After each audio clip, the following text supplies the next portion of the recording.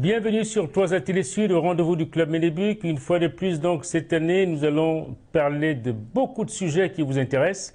Alors, pour aujourd'hui, nous parlerons des chemins de la Mahat. Donc, les chemins de la Mahat, qui sera le prétexte donc, pour cette émission, où nous avons un invité exceptionnel. Un invité exceptionnel parce que c'est un initié, c'est un auteur, romancier de nombreux ouvrages à son actif. Il s'agit donc de Ndoumbi Fakoli. Bienvenue Ndoumbi Fakoli. Merci. Alors, pourquoi avoir voulu écrire sur la Mahat, Ndoumbi Fakoli? J'ai écrit sur la Mahat parce que c'est la Mahat qui, disons, oriente notre vie sur Terre en vue de nous permettre, comme le disent nos ancêtres, d'obtenir le retour définitif en Dieu. La Mahat, comme vous le savez, a édicté un certain nombre de commandements dont le respect est indispensable dans la vie. Et au centre de ces commandements se trouve une première règle, c'est le respect de soi. Le respect de soi permet toujours d'avoir la pensée juste, d'avoir la parole juste, d'avoir l'acte juste. Et à partir de là, on peut vraiment, disons, respecter le commandement de la Mahat et espérer le retour définitif en Dieu. Voilà pourquoi j'ai écrit le chemin de la Mahat, pour permettre à notre communauté, à notre peuple, de retrouver un peu le chemin qu'elle a perdu. Alors, il s'agit de quelle croyance? Mais il s'agit de la tradition kamite, puisque beaucoup maintenant préfèrent parler de kamite plutôt que de négro-africaine. Mais donc, il s'agit de la véritable tradition kamite. Parce que nos ancêtres disent que la vie repose sur la réincarnation. La réincarnation suppose plusieurs allers-retours entre cette vie et la vie de l'invisible. Les retours en cette vie nous permettent seulement de nous purifier davantage. Parce qu'en venant dans cette vie, nous nous sommes éloignés de la source d'irradiation de la vie. Cette source qui est pure et dont nous avons perdu un peu de notre pureté. Ce qui fait que ce qui anime notre corps physique sur cette terre n'est pas aussi pur qu'à l'origine. Il faut donc lui redonner sa pureté d'origine afin de lui permettre de retourner à la source d'irradiation de la vie. Et cela donc suppose plusieurs retours dans cette vie pour s'affiner et pour monter de plus en plus en grade ou pour descendre de plus en plus en grade, parce que comme je l'ai expliqué, la source d'irradiation de la vie, personne ne sait où elle se trouve. Elle peut être dans le ciel, elle peut être sous la terre, elle peut être entre les deux. Personne ne sait. Elle peut être dans ce studio? Tout à fait. Personne ne sait d'où Dieu a opéré la première fois. Personne ne le sait. Ça peut être en haut, ça peut être en bas. Mais toujours est-il que l'objectif de chaque personne est de faire en sorte de s'approcher davantage à cette source-là jusqu'à pouvoir y fusionner. Alors justement, dans votre livre, vous parlez de deux Mahat. Alors, il y en a deux, il y en a... Pourquoi deux Mahat dans votre livre? En fait, il n'y a qu'une seule Mahat, qui est la déesse, qui symbolise, comme tout le monde le sait, l'équilibre de la création, l'harmonie de la création, la perfection de la création et la justice, aussi bien au niveau de la création, dans l'invisible, que dans ce monde physique. Mais la déesse Mahat, puisqu'elle est généreuse, elle veut aider chaque être humain à pouvoir retourner justement à cette source-là. Elle a édicté un certain nombre de commandements pour permettre à chacun de pouvoir travailler à l'affinement de son être spirituel. Et ces commandements-là, elle les a élaborés. Donc, dans leur application sur Terre, elle s'est dédoublée pour former une seconde Mahat, laquelle Mahat symbolise l'ensemble de ces commandements et inspire à l'être humain quotidiennement le comportement qu'il doit avoir, la parole qu'il doit avoir, la pensée qu'il doit avoir. C'est ça, en fait, la deuxième Mahat. Elle n'est pas une déesse, elle est la projection de la déesse Mahat. Elle symbolise l'ensemble des 42 commandements qui doivent être suivis. Alors, comment expliquez-vous que ce travail que vous faites sur le chemin de la Mahat, vous estimez qu'aujourd'hui l'Afrique dans son ensemble, ou les Kamites dans leur ensemble, ne suivent pas ce chemin, ce qui explique peut-être ce niveau de développement en fait difficile, je dirais des conditions que l'on pourrait qualifier en fait de rudes pour l'économie africaine et pour le développement de l'Afrique? Oui, tout à fait. Moi, je ne suis pas comme ceux qui pensent que le développement de l'Afrique est compromis seulement parce que l'Afrique n'a pas d'argent, parce que l'Afrique n'a pas les compétences, pas du tout. Je suis plutôt de ceux qui disent que le développement de l'Afrique est compromis et le sera toujours aussi longtemps que l'Africain ne sera pas ressaisi, ne sera pas redevenu lui-même. Je suis en train de travailler sur un ouvrage dans cette direction-là. Parce que, vous voyez, là, Dieu n'est pas innocent. Chaque peuple a créé Dieu et l'a créé à sa propre image. Et chaque peuple, en créant Dieu, lui a donné un contenu. Et donc les prières qu'elle adresse à ces dieux-là ont une raison d'être. Et à côté de ces dieux, chaque peuple a créé des égrégores. Les égrégores sont des êtres invisibles que l'on crée par la pensée. Et chaque peuple a créé des égrégores, lesquels égrégores sont là pour répondre à des appels précis, pour répondre pour en tout cas réaliser certaines opérations, certaines attentes de ces peuples-là. Nous, notre peuple, a oublié ces dieux, a oublié ces égrégores.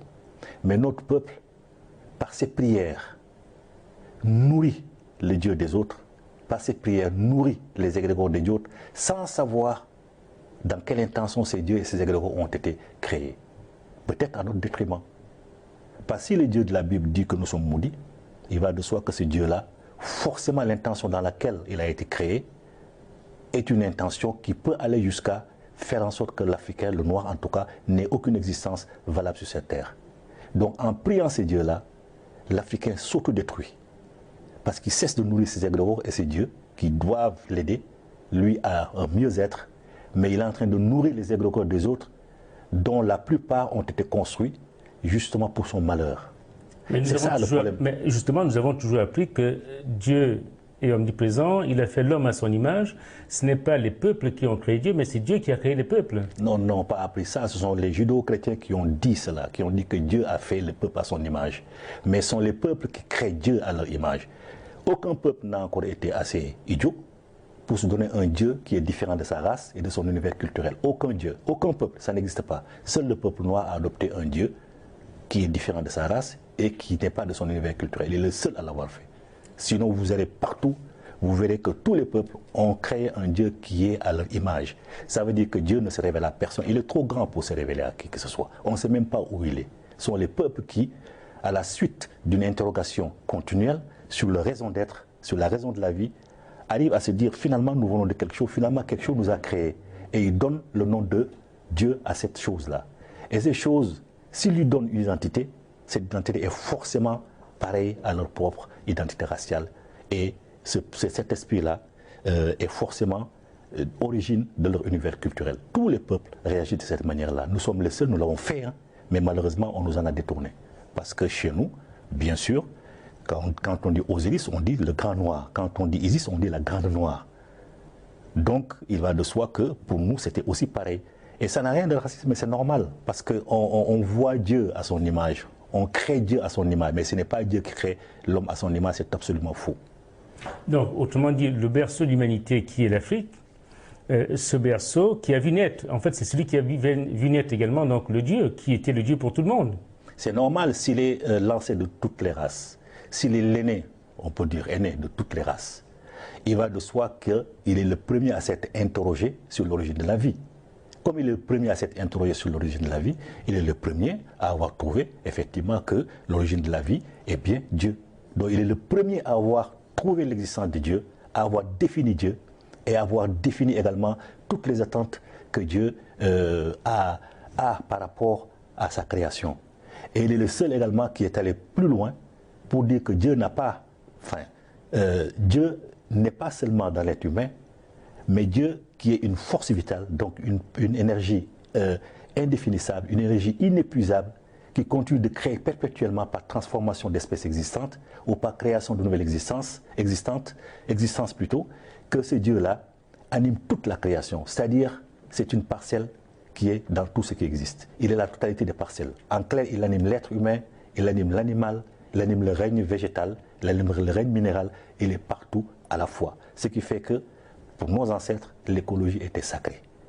Parce que même l'animal qui a une parcelle de Dieu mérite respect. Même la plante qui a une parcelle de Dieu mérite respect. On ne peut pas se permettre de couper une plante n'importe où, n'importe comment. Alors, donc, je rappelle une fois de plus que nous sommes avec Ndoumi Fakoli au rendez-vous du Club Ménébuc. Alors, les chemins de la Mayate sur 11 chapitres. Et donc, sur ces 11 chapitres, on ne va pas les passer en fait en revue tous. Mais venons-en en fait à un des chapitres assez importants où vous parlez de l'initiation. Pourquoi en fait, qu'est-ce que l'initiation en fait dans la tradition kamite? Comment l'expliquez-vous? Une fois encore, comme nous avons été le premier peuple sur terre, le premier peuple à nous être interrogé sur l'existence de Dieu, à avoir essayé d'appréhender le monde dans son aspect visible et invisible, nous avons également été les premiers à avoir tracé une route pour mieux comprendre les compositions de l'être humain. Ce qui nous a amené donc à savoir que l'être humain est composé d'un corps physique et de l'esprit divin qui est en lui, qui est impérissable, lequel peut aspirer justement à l'éternité. C'est pour permettre à l'être humain de connaître cet esprit divin que l'initiation a été posée.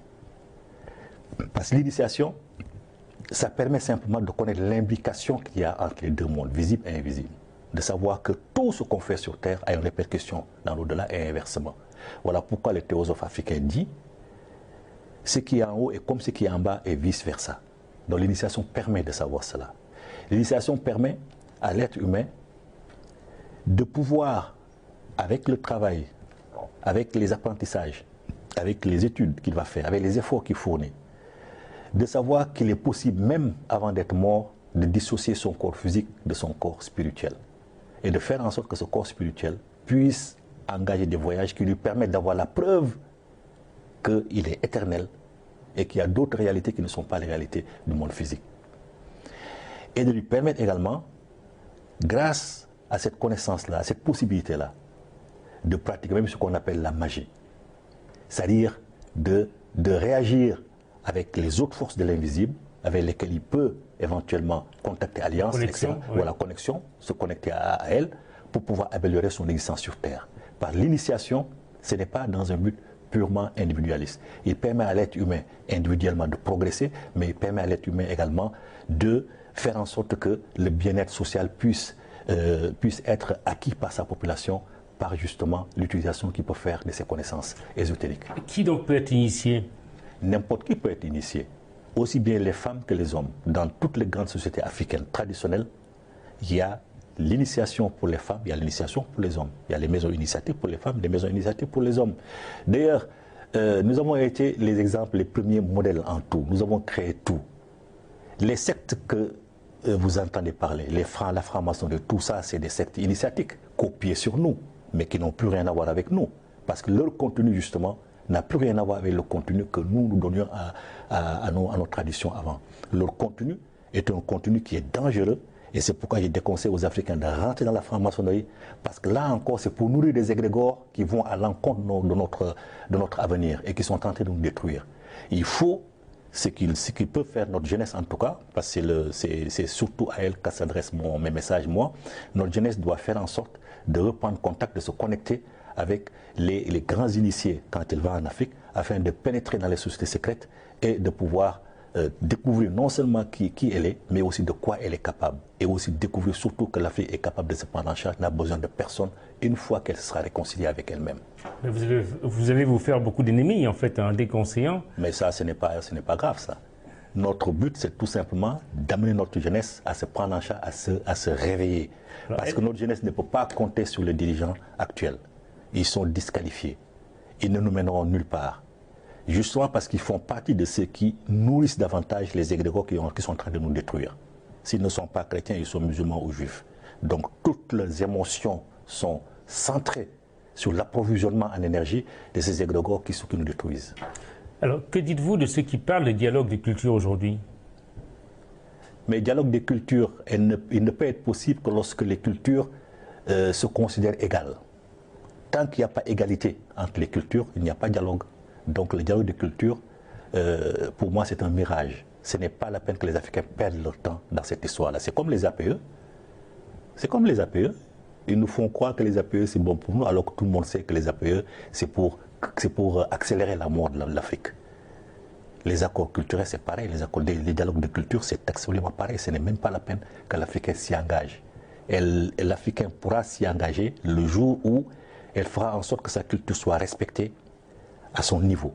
En ce moment-là, peut-être qu'elle pourra dialoguer. Alors, revenons donc au chemin de la maths. Alors, quand est-ce que l'on peut se faire initier? À tout âge? Est-ce qu'il y a des âges particuliers? Non, on peut se faire initier à tout âge. Mais l'idéal, c'est bien sûr, comme c'est un cycle qui est long, l'idéal, c'est de commencer jeune. Mais si on ne peut pas, on peut toujours commencer à n'importe quel âge. On peut commencer. Dans tous les cas, l'idéal, c'est tout simplement de nous reconnecter avec nos vraies traditions, de connaître nous, nos vrais dieux, nos vrais égrégores, afin de les nourrir pour qu'elles puissent nous servir. C'est ça qui est l'important. Et c'est à l'initiation qu'on peut découvrir cela. Alors, donc, dans le même ouvrage, donc, Les chemins de la maths, vous parlez donc de la maths et de la sagesse. Quel rapport faites-vous entre la maths et la sagesse? Les 42 commandements sont déjà des commandements de sagesse. Et les sagesses dont je parle, ce sont les instructions ou les préceptes que certains initiés, grands de grandeur, ont aussi élaborés pour permettre aux humains de mieux appliquer la maths. Et Théophile Obenga, dans son ouvrage Philosophie africaine de la période pharaonique, etc., oui, dont d'ailleurs en parle, dit bien que la morale égyptienne a une norme du bien. Cette norme-là, c'est la vérité, l'ensemble de la vérité, qui est constituée par la maths avec ses applications sur Terre. Et ces applications sur Terre, justement, sont divulguées en partie à travers les sagesses. Quand, par exemple, Ptahhotep dit la vérité est grande, elle est durable dans ses effets, elle est incontestée depuis le temps d'Osiris. Ça, c'est une sagesse. Quand Médicare dit laisse ton nom aller en avant pendant que ta langue reste silencieuse. Ça, c'est une sagesse. Quand, non, ça, c'est Kagemni qui l'a dit. Mais quand Médicare dit dis la maths, pratique la maths. La maths, elle est grande, elle est durable, elle est efficace. Et elle permet de connaître l'être, d'être imaku. Imaku, ça veut dire l'être parfait, l'être perfectionné. C'est lui justement qui est prêt à rejoindre les dieux dans la béatitude éternelle. Alors, ça sont des sagesses. Justement, alors, nous avons toujours appris qu'il y avait, vous parlez des 42 commandements, mais nous avons souvent appris des 10 commandements. Alors, quel est le rapport qui existe entre 10 commandements et 42 commandements? Finalement, c'est combien de commandements combien de commandements devons-nous retenir finalement? Non, 10 commandements, ça ne nous intéresse pas, parce que là où il y a 42, ça veut dire que 10 sont nettement insuffisants, c'est clair. Et puis les 42 ont été élaborés, non pas après les 10, mais bien avant les 10 commandements. Les 42 commandements ont été élaborés. Avant l'apparition de Moïse? Ah, bien sûr, bien avant, mais peut-être 2000 ans, même 3000 ans avant l'apparition de Moïse. Moïse, personne ne savait. Ah, même 3000 ans avant l'apparition des parents de Moïse, si toutefois Moïse a existé. Donc, ces 42 commandements ont été élaborés bien avant. Les 10 commandements sont venus après. Et si vous avez bien étudié les 10 commandements en question, vous verrez que 5 concernent Dieu, l'Éternel, dans lesquels il met en valeur sa propre personne. Il est jaloux, on ne doit pas adorer un autre Dieu que lui, etc., dans lesquels il ne parle que de ça. C'est dans les 5 derniers seulement qu'il parle, tu ne tueras point ton prochain, etc. Mais tout ça, c'est contenu dans les 42 commandements que nos ancêtres ont déjà élaborés. Donc, qui ont abordé tous les aspects de la vie. Revenons donc sur un des aspects que vous abordez dans le livre, à savoir la réincarnation. Vous en parlez souvent dans vos ouvrages. C'est quoi la réincarnation et comment se manifeste-t-elle? Mais pourtant, je viens d'expliquer la réincarnation. Oui, tout à fait, mais pour nos téléspectateurs, pour qu'ils comprennent très bien cette dimension en fait assez importante, puisque finalement, la vie au-delà en fait existe et il y a le lien en fait entre mort et vivant. Vous savez, quand l'Afrique était authentiquement kamite, avant la naissance d'un enfant, on consultait les oracles pour savoir qui revient. Voilà, justement. Voilà, pour savoir qui revient. Et on savait effectivement qui revenait. Et on lui préparait la route pour qu'il ne perde pas son temps. On sait qui revient, pourquoi il revient, on lui prépare sa route pour que tout de suite il s'en aille dans sa mission. Et quand il est en âge, justement, d'accomplir des actions, qu'il puisse les accomplir en accord avec la mission pour laquelle il est revenu.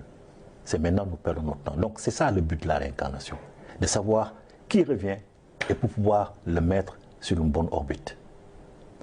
Et vous voyez parfois, il y a même des enfants en bas âge ont des actions ou tiennent des paroles Tout le monde s'étonne de la perspicacité de ces paroles-là. Tout à fait, la pertinence de la parfois, pertinence de ces actions. Tout le monde s'étonne. Les autres disent qu'ils sont surdoués. Mais pour nous, ce n'est pas ça. Pour nous, on dit seulement il est revenu. En Wolof, on dit dafa dem ba dik. Il est parti, il est revenu. Ouais, c'est ça qu'on dit. C'est comme ça qu'on les explique. On dit simplement il est revenu. C'est quelqu'un qui revient. Si on prend le cas, par exemple, du maître, Cheikh Anta Diop, comment peut-on expliquer qu'en si peu de temps, il ait pu accumuler autant de connaissances d'une manière si dense et qu'il ait pu les divulguer, les enseigner de cette manière-là? Pour les autres, c'est un surdoué, même s'ils ne le disent pas parce qu'ils sont contre naturellement, ils ne mettront jamais en valeur ses qualités. Mais pour nous, c'est une évidence. C'est quelqu'un qui revient tout simplement au bon moment pour nous réveiller, pour nous amener les connaissances que nous avions, pour nous montrer que, attention, voilà ce que vous avez été, il faut revenir sur la bonne route. Cheikh Anta Diop, c'est une âme ou un esprit très évolué qui est revenu à un moment donné et qui a vécu, j'en suis certain, en Égypte à un moment donné, qui est revenu et qui nous a ramené le message qu'il avait promis de nous ramener, ou en tout cas qu'il a décidé de nous ramener parce que nous sommes en train de nous égarer. Il nous met sur le chemin de la mat. Il nous met sur le chemin de la mat. Il nous met en tout cas sur le chemin de notre tradition. Et si on va sur le chemin de notre tradition, on retrouve forcément la mat et on applique les commandements. Alors, ce qu'il y a au bout du chemin, justement, alors, vous parlez de récompense suprême, c'est laquelle? La récompense suprême, c'est la fusion avec Dieu, c'est le retour en Dieu. Vous savez, dans la tradition africaine, Ra est sorti, ou Atum est sorti du Noun. Hein, après l'explosion du Noun, ce qu'ils appellent le Big Bang. Quand Atum est sorti du Noun, à ce moment précis, il est resté pur de sa pureté originelle. Donc maintenant, plus il alimentait, plus il faisait vivre le reste de l'humanité, plus ces parcelles s'éloignaient de cette source originelle. Et ces parcelles, en s'éloignant de ces sources originelles, naturellement se corrompaient, perdaient leur pureté. Jusqu'à ce qu'elles soient emprisonnées dans des corps physiques, comme par exemple dans un corps humain.